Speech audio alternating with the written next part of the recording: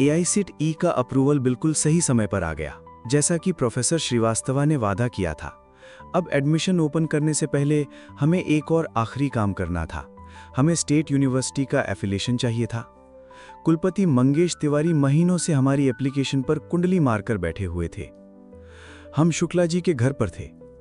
Affiliation ज़्यादा मुश्किल काम नहीं है। हम मार्केट रेट से 2 गुना ऑफर कर रहे हैं, लेकिन मंगेश मान नहीं रहा है, बेदो ने कहा। कितना मांग रहा है वो? शुक्ला जी ने पूछा। बात केवल पैसे की ही नहीं है, वो हम लोगों को पसंद नहीं करता। वो हमारे फोन तक नहीं उठा रहा है, बेदो ने कहा। सॉल्यूशन क्या है? मैंने कहा। कॉन्टैक्ट्स का इस्तेमाल करो, हो सके तो नॉन पॉलिटिकल कॉन्टैक्ट्स। वो हमारे डीएम का कॉलेज बैचमेट है, बेदो ने कहा। मैं डीएम की बेटी को जानता हूं, मेरी पुरानी दोस्त है, मैंने कहा। वेल, जो बने वो करो। मैं किसी भी हाल में अगले हफ्ते तक एडमिशन ओपन चाहता हूं। हर अखबार में फुल पेज विज्ञापन दे दो, शुक्ला जी ने कहा।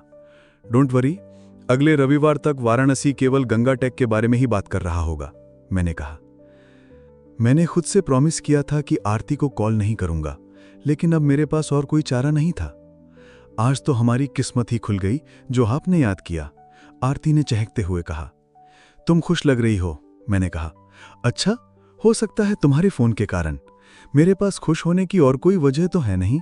क्यों, क्या हुआ? मैंने कहा। कुछ नहीं, मुझे वाराणसी में ही कोई जॉब ढूंढना पड़ेगा। ये इतनी बुरी बात तो नहीं है। क्या तुम्हारे कॉलेज का अपना कोई हवाई जहाज है? उसने कहा। अभी तो नहीं है, मैंने कहा। लेकिन जिस दिन हमारे पास हवाई जहाज होगा, उसी दिन तुम उसकी कैबिन सुपरवाइजर बन जाओगी। वो हंस पड़ी। तुम कैसे हो? तुम्हारे कॉलेज में स्टूडेंट्स कब से आना शुरू हो जाएंगे? जब हम इस धरती पर मौजूद हर भारतीय सरकारी अधिकारी को खुश कर लेंगे, मैंने कहा। एक्चुअली मैंने तुम्हें एक काम से फोन लगाया है। क्या? उसने कहा। मैं तुम्हारी डैड से मिलना चाहता था। रियली? क्यों? हमें स्टेट यूनिवर्सिटी से क्लियरेंस लेने में थोड़ी मदद चाहिए। तुम अभी उनसे बात करोगे? नहीं, मैं उनसे फेस टू फेस मिलना चाहूंगा, मैंने कहा। क्या तुम मुझसे भी फेस टू फेस मिलना चाहोगे, या मैं अब भी तुम्हारी ब्लैकलिस्ट में हूं जिसे केवल काम पढ़ने पर ही याद किया जाता है? ऐसी बात नहीं है, तुम्हारे डैड से मिलने के बाद मैं तुमसे भी मिल लूंगा। ऑफ कोर्स, काम पहले, उसने कटाक्ष करते हुए कहा। मेरे एडमिशन्स अटके पड़े हैं आरती, इट्स अर्जेंट। ओके फाइन, एक सेकंड रुको, पहले मुझे देख लेने दो कि वे घर पर हैं या नहीं, उसने कहा। उसने अपने पिता से बात की और फिर फोन उठा लिया। कल सुबह 8 बजे? श्योर, मैंने कहा। सी यू देन। आजकल तो तुम घर आते ही नहीं। आजकल आरती से दोस्ती टूट गई है क्या? डीएम प्रधान ने कहा। हम उनके बैठक खाने में बैठे थे। दीवार पर टंगा आरती के दादाजी, पूर्व मुख्यमंत्री ब्रिज प्रधान का आदमकद पोर्ट्रेट मुझे घुर रहा था। चौड़े चेहरे, चुस्त चुस्त दुरुस्त और गर्व से भरे डीएम प्रधान मेरे साथ कॉफी की चुस्कियां ले रहे थे।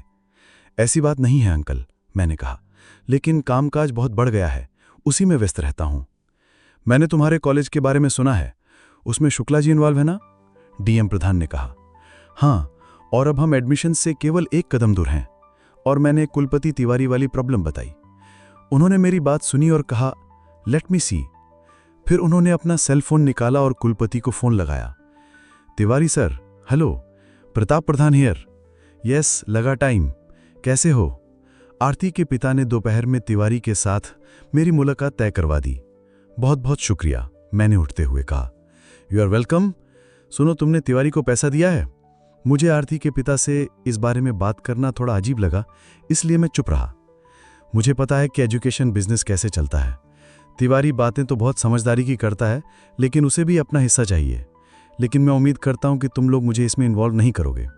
नॉट एट ऑल सर, मैंने कहा। ऐसे मामलों में तो मैं भी कुछ नहीं करता, मैं केवल कॉलेज का कामकाज देखता हूं। तो इस तरह के सारे काम शुक्ला जी के लोग करते हैं? हाँ, मैंने नजरें झुकाए कहा। गुड, तब तो तुम मेरे जैसे हो, उन्होंने कहा। प्रैक्टिकल सोच वाले आदमी जो सारे ऊट पटांग काम दूसरों पर छोड़ देता है। मैंने सिर हिलाया और उनके कमरे से निकलने से पहले झुककर उनका अभिवादन किया। 1 chocolate milk shake with ice cream please, Aarti ने कहा। हम सिगरा के उसी सीसीडी में आए थे जहां सुनील मुझे कैरियर फेयर में हुए तमाशे के बाद लाया था। ब्लैक टी, मैंने कहा। उसने एक माफ जैकेट सलवार कमीज पहन रखा था। ये ड्रेस उसके पिता लखनऊ से उसके लिए लाए थे। उसने अपना सफ़ेद दुपट्टा उतारा और एक तरफ रख दिया। वेटर ने मिल्कशेक टेबल पर रख दिया। वो ओवर द घी ग्लास को छुए बगैर स्ट्रॉ से मिल्कशेक पीने लगी। मैं अक्सर मिल्कशेक गिरा देती हूँ, इसलिए केयरफुल रहना ही ठीक है। वो अपनी ड्रिंक सिप करती रही। उसके बाल टेबल को छू रहे थे। पूरे कैफ़े की नज़रें उस पर जम गईं। हमें इस तरह की कॉफ़ी मीटिंग्स और करनी चाहिए। हालांकि अभी हम में से कोई भी कॉफ़ी नहीं पी रहा है। मुझे ऐसा नहीं लगता। क्यों? तुम्हें मुझसे मिलना पसंद नहीं? उसने कहा। 10 साल से ज़्यादा समय तक मेरे बेस्ट फ्रेंड रहने के बाद बस इतना ही? राघव हमारे मिलने जुलने को पसंद नहीं करेगा, मैंने कहा। आखिर साथ बैठकर कॉफ़ी पीने में क्या गलत है? इसके अलावा राघव के पास समय नहीं है कि इन सब बातों की परवाह करे। जाहिर है अब वो बहुत बड़ा पत्रकार बन गया है। मैं उससे मिला था, मैंने अपना कप उठाते हुए कहा। तुम उससे मिले थे? उसने कहा। वो अभी भी अपना मिल्कशेक सिप कर रही थी, लेकिन ऐसा कहते समय उसकी भवें उठ गईं। उसने अपने पेपर के लिए मेरा इंटरव्यू लिया था। किस लिए? उसने पूछा। वाराणसी के एक लोकल बॉय ने कॉलेज जो खोल लिया। ये तो सच है, तुम्हारी बड़ी अचीवमेंट है। हाँ, मेरे जैसे लूजर के लिए तो वाकई बड़ी अचीवमेंट है। मैंने ये तो नहीं कहा। उसने कहा, हे तुम कुछ खाना चाहोगे? इससे पहले कि मैं कुछ कहता उसने 2 चॉकलेट चिप मफिन्स के ऑर्डर दे दिए। यदि आरती का बस चलता है तो इस दुनिया में चॉकलेट के अलावा और कुछ खाने को नहीं होता। तुम्हारा जॉब हंट कैसा चल रहा है? मैंने पूछा। मुझे एक ऑफर है, लेकिन पता नहीं मुझे हाँ कहना चाहिए या नहीं। रियली? क्या ऑफर है? Guest relations trainee Ramada hotel में। वे कैंटोनमेंट में होटल खोल रहे हैं। 5 स्टार है ना? हाँ, वे किसी काम के सिलसिले में डैड से मिलने आए थे। डैड को वैकेंसी के बारे में पता चला, मैंने अप्लाई किया और अब वे चाहते हैं कि मैं अगले महीने से ही काम शुरू कर दूं। कर दो, मैं तुम्हें जानता हूं, तुम घर पर बैठने वालों में नहीं हो, मैंने कहा। तुम मुझे बहुत से लोगों से बेहतर जानते हो गोपाल, उसने कहा। लेकिन क्या? मैंने कहा। मफिन्स आ गए लेकिन उसने उन्हें छुआ भी नहीं। मैंने उसकी आंखों को देखा, वे नम हो गई थी। फिर एक आंसू उसके गाल से होता हुआ नीचे गिर पड़ा। आरती, आर यू ओके? मैंने उसे एक डिश देते हुए कहा। उसने अपनी आंखें पूछीं और आईलाइनर के धब्बे वाला डिश मुझे लौटा दिया। एक बार मैंने ज्वाइन कर लिया तो मेरे पेरेंट्स कहेंगे कि जॉब अच्छा है, घर के पास है, तुम यहीं रहो। लेकिन यदि मैंने ज्वाइन नहीं किया और घर पर ही रही तो शायद वे मुझे किसी एयरलाइन के लिए ट्राई करने की इजाज़त दे दें। मैं हंस पड़ा। तो इसमें आंसू बहाने की क्या ज़रूरत है? तुम्हें अच्छा जॉब मिला है, तुमने हॉस्टैलिटीज़ में कोर्स किया है। हॉस्टैलिटी नहीं, एविएशन। ठीक है, लेकिन फ्लाइट अटेंडेंट भी तो होटल स्टाफ की तरह गेस्ट को सर्व ही करती है और गेस्ट रिलेशन ट्रेनी के पास आगे बढ़ने का अच्छा स्कोप होता है। आज ट्रेनी है, कल ऑफिसर, शायद किसी दिन किसी होटल के जीएम। तुम स्मार्ट हो, तुम आगे बढ़ोगी। उसने खुद को कंट्रोल करने के लिए कुछ गहरी सांसें ली। तुम्हें ऐसा लगता है? उसने पूछा। उसकी आंखें जब आंसुओं से भरी थीं तब वो चमक रही थीं, लेकिन अभी वो और खूबसूरत लग रही थी। मैं कोई जवाब नहीं दे सका, बस उसे निहारता रह गया। क्या हुआ? आईलाइनर फैल गया क्या? वो हंस पड़ी। और मैं भी कितनी स्टूपिड हूं ना, बच्चों की तरह रोने लगी। नहीं, तुम स्टूपिड नहीं होती तो तुम्हें ये जॉब नहीं मिलता। हाँ, बोल दूं? क्यों नहीं? यदि तुम्हें जॉब पसंद ना है तो छोड़ देना। राघव क्या कहता है? कुछ नहीं। मतलब? ऑफर मिलने के बाद से मैं उससे मिली नहीं हूं। मैंने उसे कॉल किया था लेकिन उसने कहा मेरा जो मन चाहे वही करूं। वो एक स्टोरी के लिए इस हफ्ते किसी गांव गया हुआ है। यदि तुम यहीं रहती हो तो ये तुम दोनों के लिए अच्छा होगा, मैंने कहा। वेल, उसने तो ऐसा कुछ नहीं कहा। मुझे यकीन है कि वो इस बात को समझता होगा। मुझे नहीं लगता कि वो मेरे मामले में ज्यादा दिलचस्पी लेगा, बशर्ते कि मैं किसी करथन स्कैंडल में इन्वॉल्व ना हो जाऊं। मैं मुस्कुरा दिया। वही तो चाहती थी। मैंने बिल मंगाया। तो हम कॉफी फ्रेंड्स हैं ना? हम फ्रेंड्स हैं। कूल। होटल अभी ऑफिशियली खुला नहीं है, लेकिन मैं तुम्हें किसी दिन दिखाऊंगी, बहुत शानदार है। श्योर, मैंने कहा। और मैं गंगा टेक कब देख सकती हूँ? 2 हफ्ते बाद, मैंने कहा। I promise. कॉलेज लगभग पूरा बन चुका है। हम चलकर उसकी कार तक आए। मैं थोड़ा सा हंसी और मुझे थोड़ा सा रोना भी आ गया। तुमसे मिलकर कितना अच्छा लगता है, आरती ने कहा। Same here.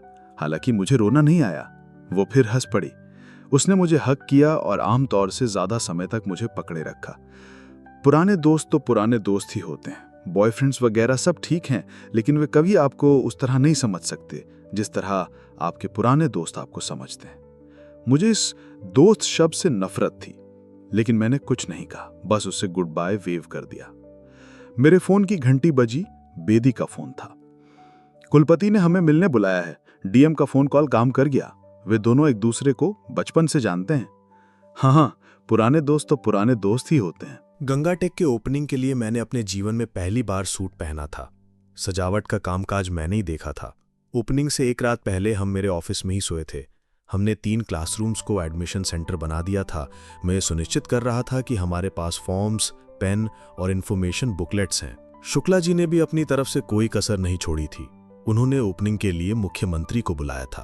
उनके साथ 2 राज्य मंत्री आने वाले थे। राजनेताओं के सुरक्षा अधिकारी एक दिन पहले ही आकर मौका मुआयना कर चुके थे। चूंकि हमारे पास अभी तक कोई ऑडिटोरियम नहीं था, इसलिए हमने स्टेज के लिए एक टेंट के भीतर एक मेकशिफ्ट पोडियम खड़ा कर दिया था। 2000 इन्विटेशंस भेजे गए हैं सर। वाराणसी के हर प्रतिष्ठित परिवार में इन्विटेशन गया है। केमिकल इंजीनियरिंग फैकल्टी के अजय ने मुझे बताया। हमने लंच भी रखा था, इसलिए हम उम्मीद कर रहे थे कि इनवाइट किए गए लोगों में से कम आधे तो आ ही जाएं। भीड़ को देखते हुए हमने आम जनता के लिए 4 बसों का बंदोबस्त किया था। मीडिया के लिए 1 दर्जन कारें तैनात की गई थीं। मैंने शहर के सभी बड़े अखबारों में लगातार 3 दिन तक फुल पेज विज्ञापन देने के लिए 10 लाख रुपए खर्च किए। आखिर लॉन्चिंग का मौका एक बार ही मिलता है। शुक्ला जी चाहते थे कि पूरे शहर को पता चल जाए कि उन्होंने एक इंस्टीट्यूशन बनवाया था। काम सुबह 5:30 बजे खत्म हुआ था। मैं फैशन से पहले एक झपकी लेने के लिए ऑफिस के सोफे पर ही लेट गया। 6:30 बजे शुक्ला जी के कॉल से मैं जाग गया। मैंने अपनी आंखें मसलीं। मुझे कुछ समझ नहीं आ रहा था। गुड मॉर्निंग शुक्ला जी, मैंने कहा। तुमने अखबार देखा? मुझे लगा उन्होंने फुल पेज विज्ञापन देखे होंगे और उत्साहित होकर फोन लगाया होगा। आखिर सालों के इंतजार के बाद यह दिन आया था। नहीं, मैं कैंपस में हूं, अभी तक यहां अखबार नहीं आया है, मैंने कहा। ऐसा कैसे हुआ? शुक्ला जी ने कहा। मैं सोचने लगा कि आखिर वो खुश क्यों नहीं लग रहे हैं। शायद सुबह के वक्त उनका मूड अच्छा ना रहता हो। विज्ञापन अच्छे लग रहे हैं ना? विज्ञापन नहीं, यू इडियट, मैं दैनिक में छपे इस आर्टिकल की बात कर रहा हूं। शुक्ला जी ने इससे पहले कभी मुझसे इस तरह बात नहीं की थी।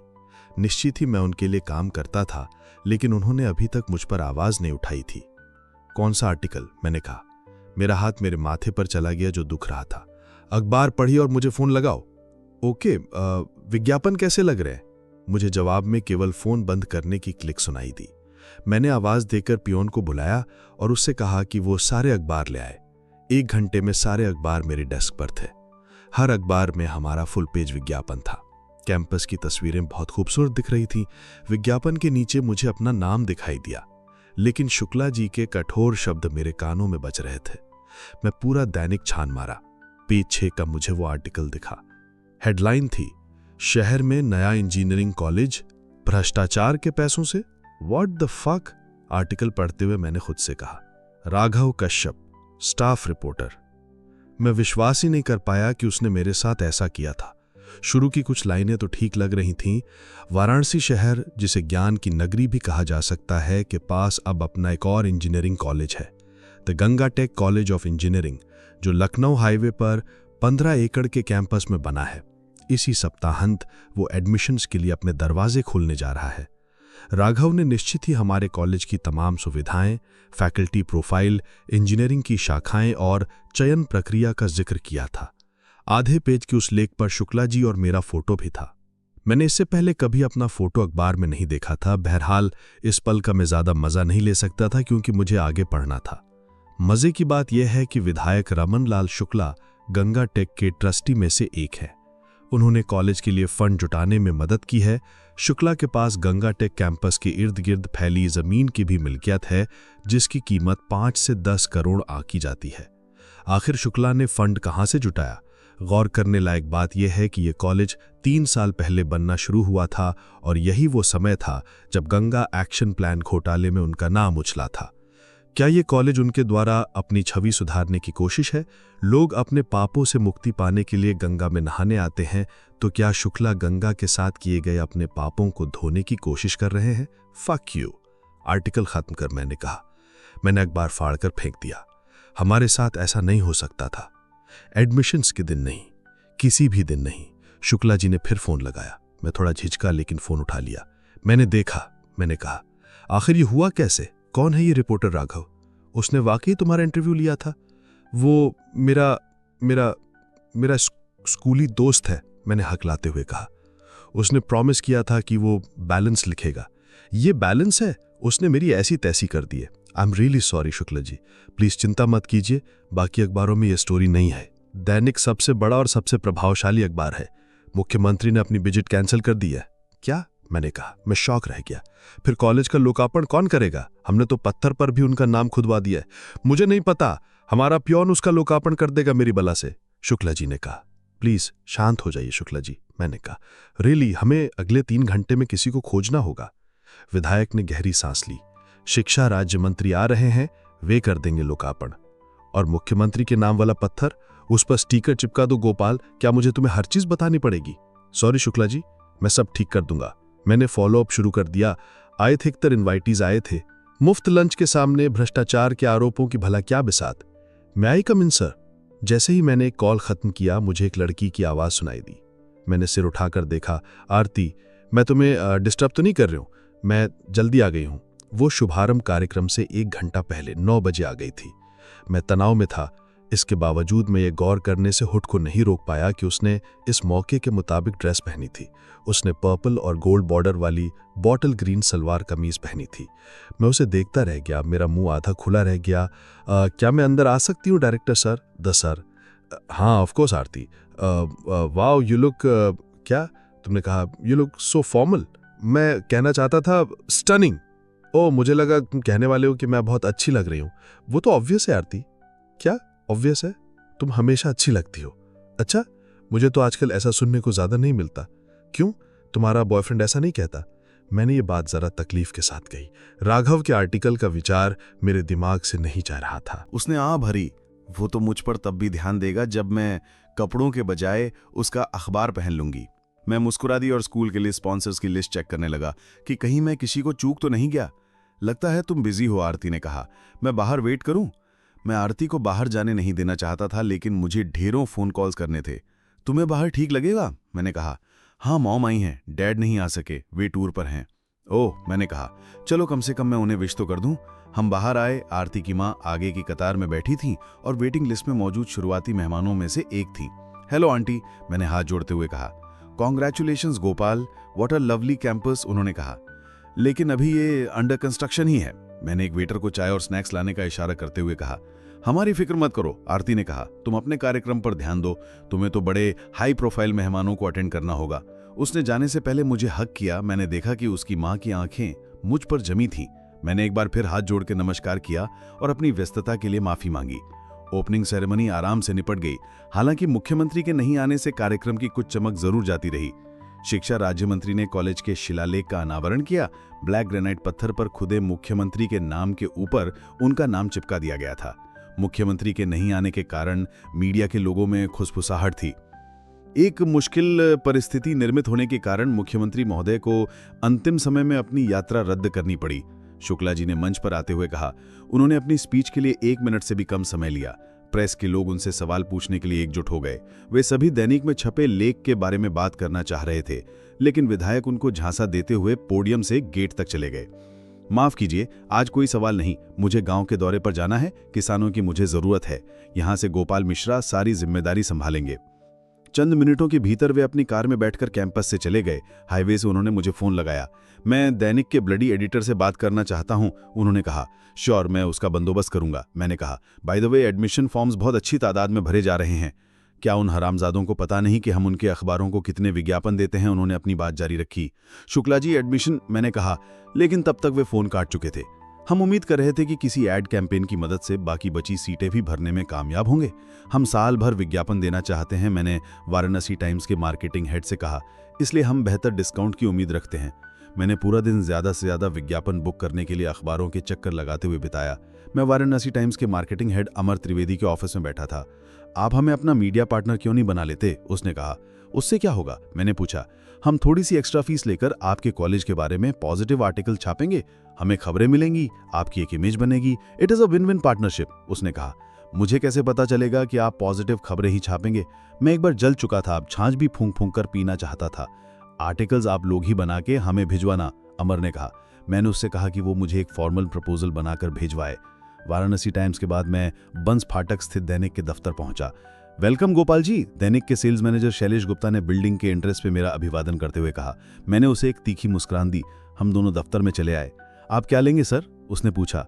मैंने सिर हिला दिया। चाय, कॉफी? झूठ से भरपूर आर्टिकल्स, मैंने कहा। क्या? शैलेश, हमने आपको सबसे ज्यादा विज्ञापन दिए और आपने हमारे साथ क्या किया, और वो भी हमारी ओपनिंग के दिन? शैलेश समझ गया कि मैं किस बारे में बात कर रहा हूं और उसने नजरें फेर ली।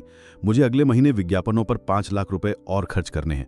आप ही मुझे बताइए कि मुझे सारे विज्ञापन वाराणसी टाइम्स को क्यों नहीं देने चाहिए? ट्रस्ट की चेकबुक उसके सामने लहराते हुए मैंने कहा। गोपाल भाई, शैलेश ने मध्यम आवाज में कहा, आप क्या कह रहे हैं? हम नंबर 1 अखबार हैं। तो इसका मतलब आप हमारी ऐसी तैसी करेंगे? गोपाल भाई, ये मैंने नहीं किया। हमारा कॉलेज भ्रष्टाचार के पैसे से बना है, लेकिन आपने तो हमारे कॉलेज से भी पैसे कमाए हैं। ये एडिटोरियल वालों का काम है, वे बेवकूफ और नॉन प्रैक्टिकल लोग हैं, शैलेश ने कहा। मैंने टेबल पर मुक्का मारा। मैं आपके एडिटर इन चीफ से मिलना चाहता हूं, यदि आप चाहते हैं कि मैं आगे भी आपको विज्ञापन देता रहूं। शैलेश ने मेरी चेकबुक को देखा और उठ खड़ा हुआ। चलें, उसने कहा। मैं उसके पीछे पीछे एडिटोरियल फ्लोर पर चला गया। Editor in chief Ashok Kumar अपने कांच के कैबिन में बैठे थे और कुछ सब एडिटर्स की मीटिंग ले रहे थे। शैलेश भीतर गया और सभी सब एडिटर्स बाहर आ गए। शैलेश ने मुझे भीतर आने का इशारा किया। अशोक ने मुझे सर से पैर तक देखा। आप विधायक शुक्ला के ऑफिस से आए हैं? उन्होंने कहा। मैं गंगा के कॉलेज का डायरेक्टर हूं, मैंने कहा और अपना हाथ आगे बढ़ाया। उन्होंने सरसरी तौर पर मुझसे हाथ मिलाया और मुझे बैठने को कहा। मैंने फुल पेज विज्ञापन देखे हैं, अशोक ने अपनी बात शुरू की। वे मुझे अपने कैबिन में देखकर थोड़े हैरान थे। क्या आपने अपने अखबार में वो आर्टिकल देखा जो हमारे बारे में है? मैंने कहा। निश्चित ही मैंने देखा होगा। किसने लिखा था वो आर्टिकल? अशोक ने कहा। उन्होंने चश्मा पहना और रिपोर्टर का नाम खोजने के लिए कंप्यूटर चालू कर दिया। शायद सर को रिपोर्टर का नाम याद ना हो, शैलेश ने कहा। हम डेट से खोजें? वो आर्टिकल राघव कश्यप ने लिखा था, मैंने कहा। वो नया लड़का? अशोक ने कहा। वे पहली बार कुछ उत्साहित नजर आ रहे थे। उन्होंने अपने कंप्यूटर पर जल्दी से वो आर्टिकल खोज निकाला, फिर मेरी तरफ मॉनिटर घुमाते हुए पूछा, ये वाला? मैंने सिर हिला दिया। मुझे रिपोर्टर को कॉन्ग्रेचुलेट करना चाहिए। वो नया है, इसके बावजूद उसकी खबरों पर लोगों का ध्यान जा रहा है। हाँ, यदि आप बकवास लिखेंगे तो लोगों का ध्यान आपकी ओर जाएगा ही, मैंने कहा। क्या बात है शैलेश जी, आपके क्लाइंट इतने अपसेट क्यों नजर आ रहे हैं? हमने तो उनके कॉलेज पर आधे पेज की प्रोफाइल दी है। आखिरी के 2 पैराग्राफ और हेडलाइन का क्या मतलब है? मैंने एतराज भरे लहजे में कहा। क्या? अशोक ने कहा और आर्टिकल पर एक बार फिर नजर दौड़ाई। ओह, करथन वाली बात। उसमें क्या बड़ी बात है? इससे हमारी इमेज को नुकसान पहुंचता है, मैंने टेबल पर अपनी हथेलियां जोरों से पटकते हुए कहा। अशोक को मेरे द्वारा इस तरह भावनाओं का प्रदर्शन करना अच्छा नहीं लगा। उन्होंने मुझे घूर कर देखा। मैंने टेबल से हाथ उठा लिया। यदि आपको अपनी इमेज की इतनी ही चिंता थी तो विधायक शुक्ला के साथ मिलकर कॉलेज क्यों खोला? शैलेश समझ गया कि अब बात का बतंगड़ बन रहा है। सर, गंगा टेक हमारा सबसे बड़ा विज्ञापन दाता हो सकता है, तो क्या हम खबरों को ठीक तरह से छापना बंद कर दें? आरोप साबित नहीं किए गए हैं। 3 साल पुराने घिसे पिटे मामले को उठाकर हमारी ओपनिंग के दिन छापा गया है। क्या यह ठीक है? अशोक सर, प्लीज 2 मिनट के लिए मुझसे प्राइवेट में बात कीजिए। मैं बाहर जाकर खड़ा हो गया और वे बतियाने लगे। मैं इधर उधर देखने लगा। मैंने एक प्यून से पूछा कि राघव कश्यप कहाँ बैठता है। उसने मुझे इशारे से बताया। मैंने उसका छोटा सा क्यूबिकल देखा। वो मेरे ऑफिस के सोफे से भी छोटी जगह घेरे हुए था। फिर मैंने राघव को देखा। वह अपने कंप्यूटर पर पागलों की तरह कुछ टाइप किए जा रहा था और ऐसा लग रहा था जैसे उसे दुनिया जहान का कोई होश नहीं है। शैलेश ने मुझे फिर बुलाया। डोंट वरी, हमने सब ठीक कर लिया है। अशोक सर सीधे विधायक जी से बात करेंगे, हम मामला सुलझा लेंगे। प्लीज हमारे साथ जो आपका एसोसिएशन है उसे जारी रखें। ओके, मैंने कहा। लेकिन रिपोर्टर के बारे में क्या? उसके बारे में क्या? शैलेश ने कहा। वो तो ट्रेनी है। मैं चाहता हूं कि वो मुझसे माफी मांगे, मैंने कहा। शैलेश ने अशोक की ओर देखा। यह तो उसी पर निर्भर करता है, अशोक ने कहा। उन्होंने फोन उठाया और अपनी सेक्रेटरी से कहा कि राघव को भीतर भेजवा दें। 5 मिनट बाद राघव ने दरवाजे पर दस्तक दी। सर, आपने मुझे बुलाया, राघव ने कहा। फिर उसने मुझे देखा। हे गोपाल, तुम यहां? आप लोग एक दूसरे को जानते हैं? अशोक ने राघव के बात करने के लहजे से अंदाजा लगाते हुए कहा। इसने मेरा इंटरव्यू लिया था, मैंने कहा। राघव मेरे रूखे से जवाब से हैरान हुआ। वो समझ गया कि मैं ज्यादा याराना नहीं दिखाना चाहता हूं। क्या बात है? उसने कमरे के गंभीर माहौल को भांपते हुए पूछा। शैलेश ने पूरी कहानी सुनाई। माफी? राघव ने कहा। गोपाल, तुम चाहते हो कि मैं तुमसे माफी मांगूं? आप दोनों एक दूसरे को इससे पहले भी जानते थे? अशोक ने राघव के बात करने के लहजे से अंदाजा लगाते हुए कहा। हम एक ही स्कूल में थे, मैंने कहा, और हमने एक ही डेस्क पर बैठकर पढ़ाई की है। हम बहुत गहरे दोस्त रहे हैं, राघव ने कहा। तुम इन्हें ये क्यों नहीं बताते? मैं इन्हें ये क्यों नहीं बताता कि तुमने मुझसे मेरी आरती छीन ली, यूएस होल, मैं कहना चाहता था। या ये कि तुम मेरी कामयाबी से इतना जल गए कि तुमने एक सड़ियल सा आर्टिकल लिख मारा। लेकिन मैंने कहा, ये भ्रष्टाचार के आरोप बेबुनियाद हैं और किसी कॉलेज की प्रोफाइल में उनका जिक्र करने की कोई जरूरत नहीं थी। मुझे बैलेंस लेख लिखना था, राघव ने कहा। शुक्ला जाना माना गुंडा है। बकवास, मैंने जोर से कहा। मिस्टर गोपाल, कृपया अपनी आवाज नीचे रखें। राघव, तुम्हें अपनी हर खबर में एक्टिविस्ट बनने की कोई जरूरत नहीं है, अशोक ने कहा। सर, मैंने बामश के लिए कुछ लिखा था। मिसाल के तौर पर कॉलेज की इमारत बनने में जो अनियमितताएं हुई उनका तो मैंने जिक्र तक नहीं किया। कोई अनियमितताएं नहीं हुई हैं, हमारे सारे प्लान्स अप्रूव्ड हैं, मैंने कहा। और शुक्ला ने यह अप्रूवल कैसे लिए? खैर, मैंने इस सब के बारे में कुछ भी नहीं लिखा है। यहां तक कि गंगा एक्शन प्लान भी अब एक पुरानी खबर है। राघव, जब तक तुम्हारे पास नए ठोस सबूत ना हो उसे बार बार दोहराने का कोई मतलब नहीं है। हम इस तरह लोगों के नाम पर बट्टा नहीं लगाते रह सकते। राघव ने अनमने ढंग से अपने बालों में उंगलियां घुमाई। फाइन, जब तक मुझे कोई ठोस सबूत नहीं मिल जाते मैं कुछ नहीं कहूंगा। क्या मैं अब जा सकता हूं? तुमने गोपाल सर से माफी नहीं मांगी, शैलेश ने कहा। गंगा टेक हमारा क्लाइंट है। एडिटोरियल्स केवल गंभीर गलतियों के लिए माफी मांगता है, राघव ने कहा। या जब चीफ एडिटर माफी मांगने को कहे तब, शैलेश ने ठोस आवाज में कहा। राघव ने अशोक की ओर देखा। वे चुप रहे। सर, आप आखिर कैसे? राघव ने अपनी बात शुरू की। राघव, बात को यहीं खत्म करो। मुझे 1 घंटे में अगला एडिशन छोड़ना है, अशोक ने कंप्यूटर स्क्रीन की ओर मुड़ते हुए कहा। तकरीबन 10 सेकंड तक खामोशी छाई रही। आई एम सॉरी, राघव ने ठंडी सांस लेते हुए कहा। इट्स ओके, मैंने कहा, लेकिन राघव तब तक कमरे से बाहर जा चुका था। तुम्हारी राघव से बहस हुई थी, आरती ने कहा। उसने मुझे हमेशा की तरह देर रात फोन लगाया था। उसने तुम्हें बताया? मैंने कहा। मैंने बस इतना ही कहा था कि हम तीनों को कहीं मिलना चाहिए और उसने तो मेरी जान ही ले ली, उसने कहा। अरे नहीं, तुम्हारी जान मुझे प्यारी है। होटल अगले हफ्ते खुल रही है। मैंने सोचा कि मैं परमिशन लेकर तुम दोनों को होटल खुलने से पहले ही वहां घुमा लाती हूं। वो बेहद खूबसूरत है, उसने कहा। तुम उसे अलग से भी दिखा सकती हो, मैंने कहा। क्या बात है, आरती ने कहा। तुम उससे मिले थे ना? आखिर मुझे कोई बताता क्यों नहीं? वो काम से संबंधित बात थी, डोंट वरी, अब सब ठीक हो गया है। तुम कहते हो तो मान लेती हूं। कल आ सकते हो? बिल्कुल। गुड नाइट डायरेक्टर साहब। मैं रमाडा होटल के वरांस पर आरती का इंतजार कर रहा था। सिक्योरिटी ने मुझे भीतर नहीं जाने दिया। आरती आई, अपना स्टाफ कार्ड दिखाया और मैं उसके पीछे पीछे हो लिया। उसने महीन बनारसी साड़ी पहन रखी थी जो उसकी यूनिफॉर्म थी। आरती प्रताप प्रधान, गेस्ट रिलेशंस ट्रेनी, उसके बैज पर लिखा था। वाओ, तुम कितनी डिफरेंट लग रही हो, मैंने कहा। डिफरेंट? फॉर्मल? बस तुम इतना ही बोलना जानते हो, उसने झूठ मूठ का उत्साह दिखाते हुए कहा।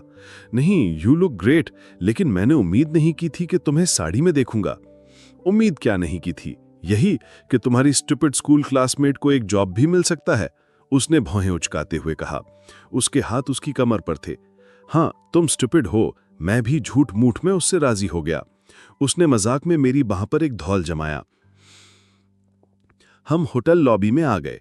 कंस्ट्रक्शन वर्कर्स इटालियन मार्बल पर पॉलिशिंग मशीनें चला रहे थे। मशीनें बहुत शोरगुल कर रही थीं, जबकि इटालियन मार्बल पहले ही चमचमा रहे थे। हवा में पेंट की गंध फैली हुई थी। वो मुझे रेस्टोरेंट ले गई, जहां मखमल की शानदार कुर्सियां सजी थीं। ये हमारा बार होगा, टॉक्सिक। होटल ये तय कर देना चाहता था कि भले ही लोग इस शहर में अपने पुराने पाप मिटाने आए हों, लेकिन वे नए पाप करने में भी कोताही न बरतें। हम बाकी सुविधाएं देखने के लिए होटल में घूमते रहे। तो आखिर तुम लोग मुझे बताते क्यों नहीं? उसने कहा। क्या? मैंने कहा। वही जो राघव और तुम्हारे बीच हुआ था। हमारे कॉलेज को उसके अखबार में छपी एक खबर अच्छी नहीं लगी, उसने इसके लिए माफी मांगी, कहानी खत्म। फिर मैंने 2 मिनट में उसे पूरी कहानी संक्षेप में सुनाई, लेकिन मैंने उसे कसम खिलाई कि वो ये राघव को नहीं बताएगी। उसने मुझे बताया कि उसने तो राघव को ये भी नहीं बताया है कि वो मुझसे मिल रही है, इसलिए और कुछ बताने का तो सवाल ही नहीं उठता। आखिर इंसानी रिश्ते इसी का तो नाम है, चुनिंदा लोगों से ही अपनी बातें शेयर करना और स्ट्रेंज कमलिन की हद तक हकीकत को छुपाना। फिर हम एथनिक थीम रेस्टोरेंट में चले आए, आंगन भारतीय भोजन के लिए। उसने मुझे समझाया। फिर वो मुझे जिम में ले गई। मैंने ट्रेडमिल्स देखे जिनके साथ टीवी अटैच थे। इंपॉर्टेड? मैंने पूछा। उसने सिर हिलाकर हामी भरी। कभी कभी मुझे बहुत गिल्टी फील होती है, उसने कहा। लड़कियां एक साथ अलग अलग विषयों के बारे में आराम से बातें कर सकती हैं। क्यों? मैंने तुम्हारी और राघव की दोस्ती में दरार डाल दी, उसने कहा। ऐसी बात नहीं है, मैंने कहा। वो एक बीच प्रेस पर बैठ गई। मैंने एक बैलेंसिंग बॉल ली और उसे स्टूल बनाकर उस पर बैठ गया। बचपन में हम तीनों दोस्त हुआ करते थे, अब क्या हो गया? उसने कहा। उसकी आंखें नम होने लगी थीं। जिंदगी, मैंने कहा। जिंदगी इसी का नाम है। अगर मैं नहीं होती तो तुम दोनों के रिश्तों में आज इतनी कड़वाहट ना होती। नहीं, ये गलत है। मैं ही तुम्हारे लायक नहीं था, इसमें राघव का कोई दोष नहीं है, मैंने कहा। ऐसी बात कभी मत कहना आरती, आरती ने कहा। खाली जिम में उसकी आवाज गूंज रही थी। ऐसा नहीं है कि तुम मेरे लायक नहीं हो, तुम बहुत अच्छे लड़के हो गोपाल, और हम एक दूसरे के साथ बहुत कंफर्टेबल रहते हैं। लेकिन मुझे पता है कि तुम मेरे बारे में वैसा नहीं सोचते। अब मुझे भूख लग रही है, लंच कहाँ मिलेगा? ऐसी बात नहीं है, उसने कहा। क्या? लड़कियों के साथ ऐसा नहीं होता। सवाल सही वक्त का है, और इस बात का भी कि कौन कितनी कोशिश करता है। क्या मैंने कोशिश नहीं की थी? मैंने कहा। तुमने जरूरत से ज्यादा कोशिश की थी, उसने कहा, और अपनी आंखें पोंछ लें। मुझे समझ नहीं आ रहा था कि उसके करीब जाकर उसे मनाने की कोशिश करूं या नहीं। एक कारण तो ये था कि वो किसी और की थी, और दूसरा कारण ये कि हम उसके वर्क प्लेस में बैठे थे। मैंने उसे मनाने के बजाय 20 पाउंड का डंबेल उठा लिया। वो भारी था, लेकिन आरती के सामने मैंने ऐसा दिखावा किया मानो मैं उसे आसानी से उठा पा रहा हूं। राघव शायद इससे दुगना वजन का डंबेल उठा सकता है, मैंने सोचा। आखिर मुझे हर बात पर राघव से तुलना करने की क्या जरूरत है? आई एम सॉरी यदि मैंने तुम पर जरूरत से ज्यादा दबाव बनाया हो तो। तुम ऐसे समय को कोशिश कर रहे थे जब मैं किसी भी बात के लिए खुद को तैयार नहीं महसूस करती थी। तुम बहुत ज्यादा चाहते थे, तुम मुझ पर पूरी तरह से निर्भर हो जाना चाहते थे, लेकिन मुझे नहीं लगता था कि मैं एक बहुत अच्छी मददगार साबित हो सकती हूं। आज क्या है? मेरा परफॉर्मेंस इवोल्यूशन डे, मैंने कहा। मैंने डंबल को 5 बार उठाया और फिर नीचे रख दिया। मैं तो बस इतना ही कह रही हूं कि पता नहीं, मुझे लगा शायद मुझे बात इस बारे में करनी चाहिए थी। बात करनी थी या अपनी बात सुनानी थी, मैंने कहा। हमने एक दूसरे को देखा। हाँ, यही बात है। तुम मुझे कितनी अच्छी तरह से समझते हो गोपाल। जरूरत से ज्यादा अच्छी तरह से, मैंने कहा और मुस्कुरा दिया। लंच से पहले तुम रूम्स देखना चाहोगी? उसने कहा। बिल्कुल। हम लंच कहाँ लेंगे? मैंने पूछा। स्टाफ कैंटीन में, उसने कहा। हम स्टेनलेस स्टील के एलिवेटर्स की मदद से 3rd फ्लोर पर पहुंचे। उसके पास हर रूम का मास्टर की कार्ड था। बाय द वे, मुझसे ये उम्मीद की जाती है कि मैं होटल में किसी को भी लेकर न आऊं, उसने कहा। तो मैंने कहा। मैं सोचने लगा कि क्या इसका मतलब यह है कि अब मुझे यहां से चल देना चाहिए? मैं तुम्हें यह बताने की कोशिश कर रही हूं कि तुम कितने खास हो। मैं तुम्हारे लिए अपनी नौकरी को खतरे में डाल रही हूं। यदि उन्होंने तुम्हें फायर कर दिया तो मैं तुम्हें हायर कर लूंगा। हमारी आंखें मिली। हम एक साथ हंस पड़े। पिछले कई सालों से हमारे बीच ऐसा कोई पल नहीं आया था। स्कूल के दिनों में हम इस तरह हंसा करते थे, एक साथ और छोटी छोटी बातों पर। हम अपनी क्लास के शैतान बच्चे हुआ करते थे। वह टीचर्स की मिमिक्री करती थी और मैं हिस्ट्री के पीरियड के दौरान सो जाने का नाटक करता था। उसने रूम नंबर 3103 खोला। मैंने अपने जीवन में इससे ज्यादा लग्जरियस और कुछ नहीं देखा था। कूल, मैंने कहा। है ना? वह बड़े से बेड पर बैठ गई जिस पर चमकीले लाल रेशम के 6 तकिए रखे थे। और ये बेड तो कमाल ही है, आओ बैठकर देखो। और यू श्योर? मैंने कहा। आओ ना, उसने कहा। हम एक दूसरे के करीब बैठ गए। मैं बेड के कोने पर था। इट्स नाइस, मैंने कहा, जैसे कि मैं कोई प्रोफेशनल मैट्रेस इंस्पेक्टर हूं।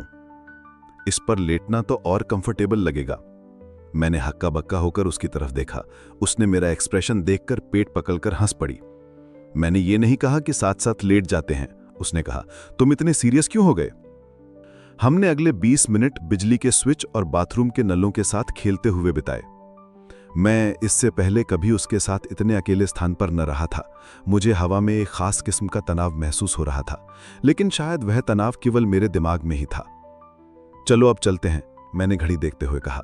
मुझे जल्द से जल्द कैंपस पहुंचना था। ओके, उसने कहा और वॉश बेसिन का नल बंद कर दिया। हम रूम से बाहर चले आए। एक नया चमकदार सूट पहने आदमी ने हमें बाहर निकलते हुए देखा। आरती, उन्होंने हैरानी से कहा। आरती के चेहरे का रंग उड़ गया।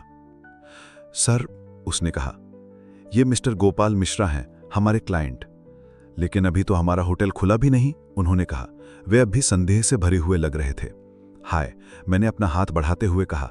मैं Ganga tech move of colleges का डायरेक्टर हूं। उन्होंने मुझसे हाथ मिलाया। हम यहां एक कॉलेज इवेंट करने के बारे में सोच रहे थे, मैंने कहा। हम एलिवेटर तक चले आए। मैं उम्मीद कर रहा था कि वे इससे आगे कुछ नहीं पूछेंगे। तभी उन्होंने पूछ लिया, किस तरह का प्रोग्राम? हम प्लेसमेंट के लिए जिन टॉप कंपनीज को बुलाएंगे उनके लिए डिनर, मैंने कहा। आरती हम दोनों से नजरें बचाती रही। श्योर, हम आपको असिस्ट करके अच्छा लगेगा? विनायक मुझे अपना कार्ड थमाते हुए कहा। मैंने सोचा कि शायद अब हमें स्टाफ कैंटीन में लंच के अपने प्रोग्राम को तिलांजलि देनी होगी। मुझे देर हो रही है, लेकिन मेरी टीम जल्द ही आपसे कांटेक्ट करेगी। लॉबी में आते ही मैंने कहा। आरती ने मुझे एक प्रोफेशनल स्माइल दी और रिसेप्शन डेस्क के पीछे चली गई। विनायक मेरी कार आने तक मेरे साथ रुके रहे। आप रूम्स क्यों देखना चाहते थे? विनायक ने पूछा। हमारे कुछ गेस्ट फैकल्टी आएंगे, शायद विदेश से, और शुक्र है कि ठीक तभी पोर्च में मेरा ड्राइवर आ गया। अगले 2 महीने में हम अपनी फर्स्ट फैक्ट्री बैच के 200 में से 180 सीटें भरने में कामयाब रहे। मैंने पहली बार शुक्ला जी के अकाउंटेंट के पास पैसा जमा कराया। अनेक स्टूडेंट्स ने कैश में फीस भरी थी। खासतौर पर किसानों के लड़के बोरों में भरकर पैसा लाए थे, जिसे सालों तक धीरे धीरे जमा किया गया था। मेरे बेटे को इंजीनियर बना देना, एक किसान ने हाथ जोड़ते हुए विनती की थी। हाँ, इंजीनियर बनना फायदेमंद होता है, क्योंकि बीटेक डिग्री के कारण जॉब भी आसानी से मिल जाता है और दहेज भी बहुत मिलता है। डीन श्रीवास्तव और उनकी 20 फैकल्टी की गैंग क्लासेस संभालती थी। मैं दूसरी प्रोजेक्ट्स में व्यस्त रहता था, जैसे हॉस्टल के मेस का बंदोबस्त, नया स्टाफ रखना और ये सुनिश्चित करना कि कंस्ट्रक्शन का बाकी बचा काम शेड्यूल पर पूरा हो जाए। मेरी सोशल लाइफ बहुत सीमित रह गई थी। मैं हफ्ते में एक बार फैकल्टी में बसों के साथ डिनर करता था, जिसके दौरान आमतौर पर हम कामकाज की ही बात करते थे। कभी कभी मैं शुक्ला जी के घर भी चला जाता था। तुम इंस्टीट्यूट के डायरेक्टर हो, तुम अपने पुराने घर में कैसे रह सकते हो? एक दिन उन्होंने बहुत सारी विस्की पी लेने के बाद कहा। फैक्ट्री बंगला बहुत जल्द बनकर तैयार हो जाएगा, वैसे भी मैं ज्यादातर समय ऑफिस में ही सोता हूं, मैंने कहा। हाँ, लेकिन आरती जरूर मेरी जिंदगी में फिर से लौट आई थी। वो इकलौती ऐसी शख्स थी जिसके साथ मैं समय बिताता था, और मैं उससे कामकाज के बारे में बात नहीं करता था। रमाडा होटल खुल गई थी, आरती ने काम शुरू कर दिया था और वो लॉबी में गेस्ट रिलेशंस डेस्क पर बैठती थी। उसके पहले वर्किंग डे पर मैंने उसे चॉकलेट का एक बॉक्स और फूल भिजवाए। शायद मुझे ऐसा नहीं करना चाहिए था, लेकिन मुझे लगा कि ये दिन उसके लिए बहुत मायने रखता है। हालांकि मैंने इस बात का जरूर ध्यान रखा कि बुके में केवल सफेद गुलाब हों, लाल गुलाब नहीं। Hey thanks, really sweetest of you, उसका एसएमएस आया। मैंने उस मैसेज को 50 बार पढ़ा। आखिरकार मैंने एक जवाब लिखा, you are welcome for a great future career woman. 10 minute बाद उसका जवाब आया, तुम मुझ पर इतने मेहरबान क्यों हो? मेरे पास इस बात का कोई जवाब नहीं था। मैंने लड़कियों के ट्रिक का इस्तेमाल किया, जब डाउट में हो तो स्माइली भेज दो। मैंने 3 स्माइली भेज दी, हे। उसने मैसेज किया, काम के बाद मिलोगे 7 बजे सीसीडी में। श्योर, मैंने फौरन जवाब दिया। मैं उससे मिलने के लिए कैंपस से सिगरा तक गाड़ी चलाकर गया। उसने मुझे उस दिन के अपने काम के बारे में बताया। उसने होटल का चयन करने में 5 जर्मनों की मदद की थी, एक 10 सदस्यीय जापानी डेलीगेशन के लिए कार का बंदोबस्त किया था और एक अमेरिकन को उसके रूम में सरप्राइज बर्थडे केक भिजवाया था। वो खुश नजर आ रही थी। मुझे नहीं लगता था कि वो एयर होस्टेस ना बन पाने को मिस कर रही है। तो आज हमें मिलने का मौका मिला। वैसे तुम शामों को करते क्या हो? उसने पूछा। कुछ खास नहीं, कैंपस में रहता हूं, काम करता हूं, मैंने कहा। दैट्स हॉरिबल, तुम्हारे कोई दोस्त नहीं है? आरती ने कहा। मैंने कंधे उचका दिए। कॉलेज में मेरे कलीग्स हैं, उनका साथ ही बहुत है। उसने मेरे हाथ पर चपत लगाई। तुम्हारे कुछ दोस्त होने चाहिए, मुझे देखो, तुम मेरे दोस्त हो। और राघव, वो तो देर रात तक अखबार में काम करता है, उसके पास समय नहीं है, उसने अपना हाथ हटाते हुए कहा। उसने मुझे ये नहीं बताया कि हमारा इस तरह मिलना के बारे में राघव क्या सोचेगा। वास्तव में मैंने उससे ये पूछा भी था, जिस पर उसने जवाब दिया कि राघव को पता ही नहीं चलेगा। तुम्हें काम के बाद दोस्तों से मिलना जुलना चाहिए। ऐसा लगा जैसे वो खुद को कॉन्विंस करने की कोशिश कर रही हो। शायद मैं तुम्हें अपने होटल की कहानियां सुना सुनाकर बोर कर रही होंगी, लेकिन तुम मुझे कभी बोर नहीं करती, चाहे तुम एक भी शब्द न कहो। और इसी के साथ काम के बाद मेरा आरती से मिलना जुलना शुरू हो गया। हम हफ्ते में 2 बार मिलते थे, कभी कभी 3 बार। हम नए नए रेस्टोरेंट में खाना खाते थे, कैफे में जाते थे, रविदास पार्क में घूमते थे और कभी कभी फिल्में भी देखते थे। लेकिन हमने अपने लिए कुछ अनकहे नियम भी तय कर रखे थे। हम फोन पर लंबी बात नहीं करते थे और आमतौर पर एक दूसरे को टेक्स्ट मैसेज करते थे। हम कभी अपने पास्ट की बात नहीं करते थे या टची विषयों को नहीं छूते थे। मैं उसे कभी नहीं छूटा था, लेकिन वो जरूर कभी कभी बातचीत के दौरान मेरी बाह थाम लेती थी। मूवी थिएटर्स में हम अलग अलग जाते थे और अलग अलग बाहर निकलते थे। वाराणसी में लड़के और लड़कियां वैसे भी ऐसा ही करते थे। जब राघव का फोन आता था तो मैं चुपचाप उससे दूर हो जाता था ताकि मैं उनकी बात ना सुन सकूं। जब राघव का काम खत्म हो जाता था तो वो भी चली जाती थी। मैं समझ नहीं पाया कि मैं उसके साथ वक्त बिताना क्यों शुरू किया। मैं उसके लिए एक बफर बन गया था जो उसके बॉयफ्रेंड के काम से फ्री होने तक उसके काम आता था। शायद मैं अपने काम से भी थोड़ा आराम चाहता था, और वैसे भी जब बात आरती की हो तो मेरे होशो हवास तो गुम हो ही जाया करते थे। तो राघव को पता नहीं है कि हम मिलते हैं? एक दिन मैंने उससे पूछा। उसने सिर हिला दिया और कॉफी के मग से बनी मूछें पोंछ डाली। राघव मुझसे अपनी पिछली मुलाकात के बाद से मेरी जिंदगी से परे था। हालांकि वो अपनी हरकतों से फिर भी बाज नहीं आया। वाराणसी नगर निगम पैसा खाती है, ऑफिसर्स धोखाधड़ी करते हैं। राघव कश्यप, स्टाफ रिपोर्टर, हमारी ओपनिंग के 1 महीने बाद सुबह उठते ही अखबार में मैंने ये हेडलाइन देखी। वो अक्सर राशन की दुकानों में होने वाली कालाबाजारी, एलपीजी सिलेंडर्स की गैरकानूनी बिक्री, आरटीओ अधिकारियों द्वारा रिश्वतखोरी आदि भट्टीन की भारतीय चीज़ों के बारे में लिखता था, जिनकी कोई परवाह नहीं करता था। मैं उसके इस लेख को भी नज़रअंदाज कर जाता, बशर्ते उसने उसमें गंगा टेक का जिक्र न किया होता। मैंने कुछ पंक्तियों को सरसरी तौर पर पढ़ा। लेख में लिखा था कि बड़ी अजीब बात है कि अनुपयुक्त अप्रूवल और उनके कारण होने वाले गैरकानूनी निर्माण हमारी आंखों के ऐन सामने हैं। भ्रष्टाचार के दूसरे मामले, जहां भ्रष्टों की करतूत छिपी रहती है, जैसे गंगा एक्सटेंशन प्लान घोटाले से उलट निर्माण के इन मामलों में खुले सबूत हमारे सामने हैं। खेती की जमीनों पर कॉलेज बना दिए जाते हैं जो मनचाहा निर्माण करने के लिए सभी नियम कायदों को ताक पर रख देते हैं। जल्दी ही कॉलेजों के पास में मॉल होंगे। राजनेताओं का काम होता है हमारी रक्षा करना और इन तमाम हरकतों पर रोक लगाना, लेकिन अक्सर वे ही इन तमाम चीज़ों, गैरकानूनी चीज़ों के पीछे होते हैं। इतना ही नहीं, शहर में नई होटलों और रहवासी टावर्स और दफ्तरों की इमारतें में बन गई हैं, जिनके निर्माण से वीएनएन ने मुनाफा खाया है। हमारे पास इस बात के सबूत हैं कि वास्तव में किस निर्माण की अनुमति दी जानी चाहिए थी और उसकी तुलना में वीएनएन ने किन निर्माणों को अनुमति दी है। लेख के साथ लगे बॉक्स में विवादित अप्रूवल्स की सूची थी। मैंने सूची पढ़ी। 1. वीकॉन अपार्टमेंट बिल्डिंग 10 मंजिला, लो फ्लाइंग जोन में निर्मित। 2. होटल विएटो, जिसका निर्माण एक बगीचे पर हुआ है। 3. गंगा टेक कॉलेज, जिसके निर्माण के लिए रहस्यमयी तरीके से कृषि भूमि को अप्रूवल दे दिया गया है। कॉलेज की बिल्डिंग फ्लोर एरिया इंडेक्स का उल्लंघन करते हुए बनाई गई है। मैंने अखबार को दूर फेंक दिया। मैंने बड़ी मुश्किल से शुक्ला जी से अपने संबंध फिर सुधारे थे। मैंने उन्हें कह दिया था कि उस रिपोर्टर ने मुझसे माफ़ी मांग ली है और आगे से ऐसा फिर नहीं होगा। मुझे पता था कि राघव उस दिन मुझसे बोले गए सॉरी का बदला ले रहा है। उसने अपने वीएनएन के सूत्रों से गंगा टेक का बिल्डिंग प्लान हासिल कर लिया होगा। मैंने फ़ोन निकाला, लेकिन इससे पहले कि मैं उसे कॉल करता शुक्ला जी का फ़ोन आ गया। पता नहीं ये कैसे हुआ, मैंने कहा। ये दैनिक वाले भैंचोद हैं, शुक्ला जी ने कहा। इस रिपोर्टर को रोकना अब ज़रूरी है, मैंने कहा। ये उस रिपोर्टर का काम नहीं है, विपक्ष वाले इसके पीछे होंगे। पता नहीं सर, या शायद मेरी ही पार्टी में से कोई हो। साले मुझसे जलने वाले हरामजादे मेरा खेल बिगाड़ना चाहते हैं।